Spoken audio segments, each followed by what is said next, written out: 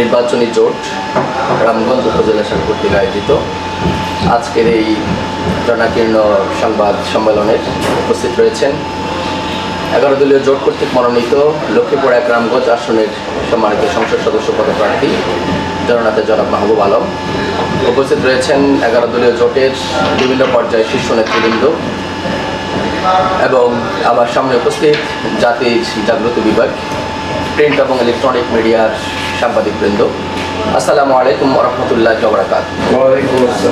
আপনাদের ব্যস্ততার মাঝেও তাৎক্ষণিকভাবে আমাদের আহ্বানে সাড়া দিয়ে উপস্থিত হওয়ার জন্য আমরা আপনাদের প্রতি আন্তরিক কৃতজ্ঞতা ও ধন্যবাদ জ্ঞাপন করছি।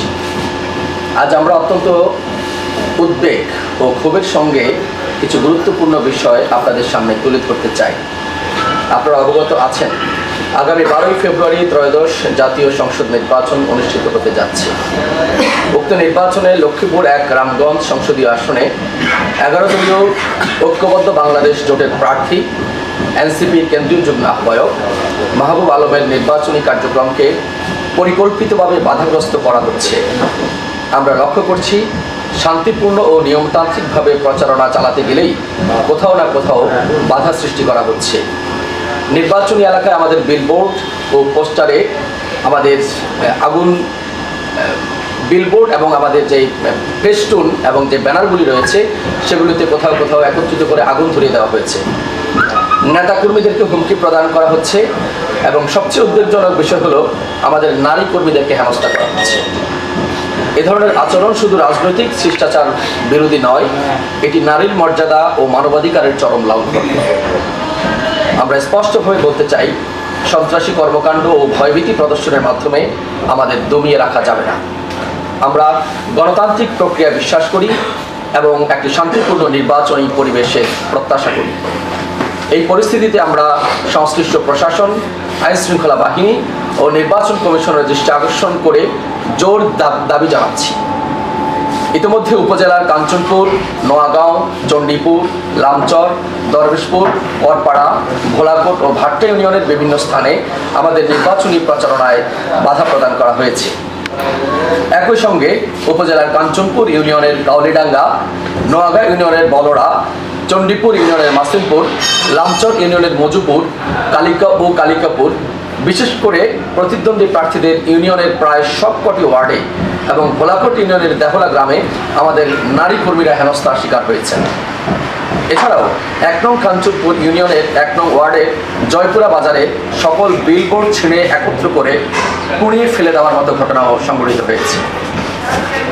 9 নং ইউনিয়নের দেহলা গ্রামেও বিলবোর্ড ভাঙচুর করা হয়েছে। পাশাপাশি 10 নং ইউনিয়নের 1 ও 6 নং ওয়ার্ডে ব্যানার ও পেস্টুন ছিঁড়ে ফেলা হয়েছে। এমত অবস্থায় রাজনৈতিক স্থিতিশীলতা বজায় রাখা এবং নির্বাচনের লেভেল প্লেইং ফিল্ড নিশ্চিত করতে আমাদের দাবিসমূহ হলো, অবিলম্বে এইসব ঘটনার সুষ্ঠু তদন্ত ও সুষ্ঠু ও নিরপেক্ষ তদন্ত করতে হবে। জড়িতদের দ্রুত চিহ্নিত করে দৃষ্টান্তমূলক শাস্তির ব্যবস্থা করতে হবে। নির্বাচনী এলাকায় প্রার্থী, কর্মী ও ভোটারদের সার্বিক নিরাপত্তা নিশ্চিত করতে হবে। আমরা একটি অবাধ ও সুষ্ঠু গ্রহণযোগ্য নির্বাচন চাই। জনগণ যেন নির্বিঘ্নে তাদের ভোটাধিকার প্রয়োগ করতে পারে, এটাই আমাদের একমাত্র দাবি। সর্বশেষ বলতে চাই, গণমাধ্যম সবসময় অন্যায়ের বিরুদ্ধে শক্তিশালী ভূমিকা রেখে আসছে।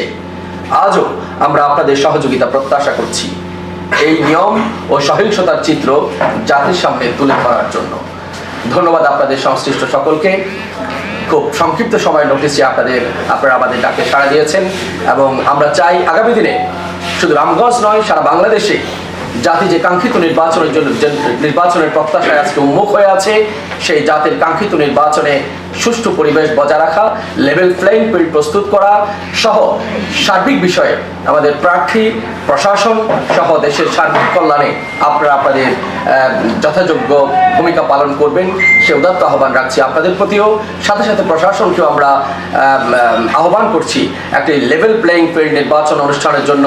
আজকে জাতি সারা বাংলাদেশ যেটা প্রত্যাশা করছে, বাংলাদেশ আজকে স্বাধীনতার 54 বছরে সবচেয়ে কাঙ্ক্ষিত একটি নির্বাচন, সবচেয়ে প্রত্যাশিত একটি নির্বাচন, সবচেয়ে গ্রহণযোগ্য একটি নির্বাচন হবে বলে জাতির যে প্রত্যাশা, জাতির সেই প্রত্যাশা পূরণে নির্বাচন কমিশন, প্রশাসন, সাংবাদিক সহ রাষ্ট্রের সকল গুরুত্বপূর্ণ উইংগুলি যথাযথ ভূমিকা পালন করবেন, এটি আমরা আশা করছি।